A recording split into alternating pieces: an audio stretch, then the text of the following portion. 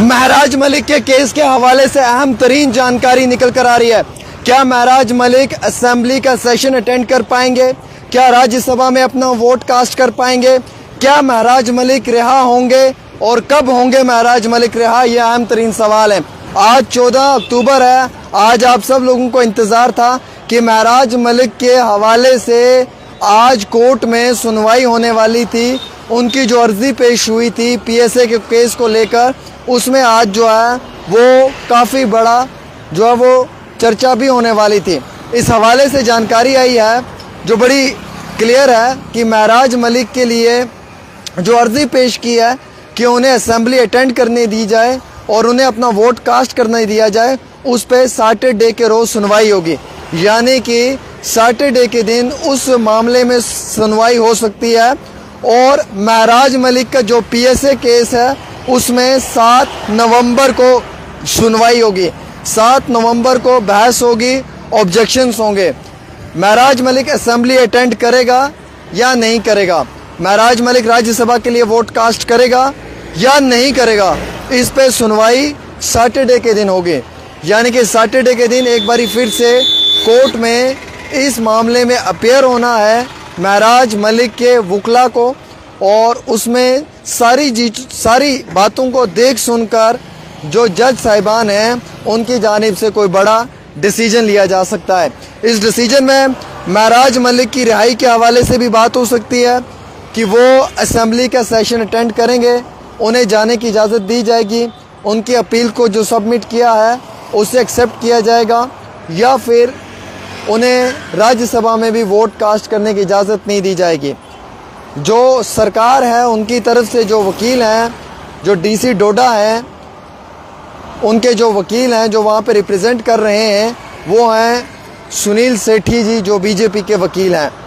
और महराज मलिक की जानिब से जो उनके 2 बड़े वकील हैं, उनमें एक वकील है एडवोकेट मुजफ्फर इकबाल ख़ान, जो एमएलए थाना मंडी है, जो फ्री ऑफ कॉस्ट ये इलेक्शन कंटेस्ट कर रहा है, और दूसरा वकील है एडवोकेट शेख शकील साहब, वो भी इस केस में अपना 100% दे रहे हैं।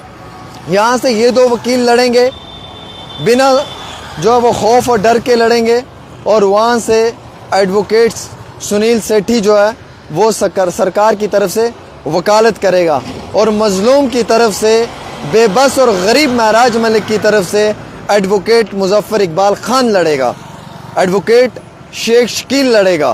तो बहरहाल इस मामले में आज जब कोर्ट पहुँचे महराज मलिक की लीगल टीम, काउंसल्स, तो जब वहाँ पे बातचीत हुई तो उन्होंने कहा कि महराज मलिक इलेक्टेड रिप्रेजेंटेटिव है, आप इसको ज़्यादा देर तक जो है वो ऐसे बंद भी नहीं कर सकते हैं, अवाम सफ़र हो रही है, आपको तारीखें जो हैं, जो डेट्स हैं वो जल्दी देनी चाहिए।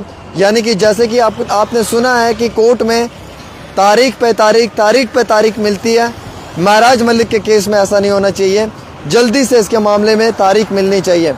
सारी बातों को सुनकर जो सुनील सेठी हैं, जो डीसी डोडा की तरफ से जो वकील हैं, उन्होंने कहा कि जनाब मैं नया आया हूँ इस केस में, मुझे अब इस केस को पढ़ना है, देखना है, लिहाजा मैं वक्त ज़रूर लूँगा। इससे बेहतर है कि हम 7 तारीख रख लेते हैं, 7 नवंबर को हम बहस करते हैं, आर्ग्यूमेंट्स करते हैं कि किस बिहाफ पे महराज मलिक पे पीएसए लगा है, क्यों लगा है, क्या कारण है, क्या पीएसए लग भी सकता था, या महराज मलिक का जो डेमोक्रेटिक राइट है उसको दबाने की कोशिश किया, महराज मलिक के फंडामेंटल राइट को दबाने की कोशिश किया, महराज मलिक को हरास करने की कोशिश किया। इन सब चीज़ों के ऊपर उन्होंने कहा कि ज़रूर चर्चा होगी, और होगी कब? 7 नवंबर को। और महराज मलिक असेंबली का सेशन अटेंड करेंगे, राज्यसभा में अपना वोट कास्ट करेंगे या नहीं करेंगे, इस पे जो चर्चा और डिबेट या डिस्कशन जो हुआ है या जो सबमिट है वो होगी सैटरडे के रोज़। यानी कि एक मामले में सैटरडे को अपेयर होना है और एक मामले में 7 नवंबर को अपेयर होना है। सैटरडे वाला मामला सिर्फ़ और सिर्फ महराज मलिक के केस के साथ इसलिए जुड़ा हुआ है क्योंकि महराज मलिक को राज्यसभा में अपना वोट कास्ट करना है और असेंबली का सेशन अटेंड करना है। क्या महराज को इजाज़त दी जाएगी या नहीं दी जाएगी, इसका इंतज़ार हम सैटरडे को करेंगे।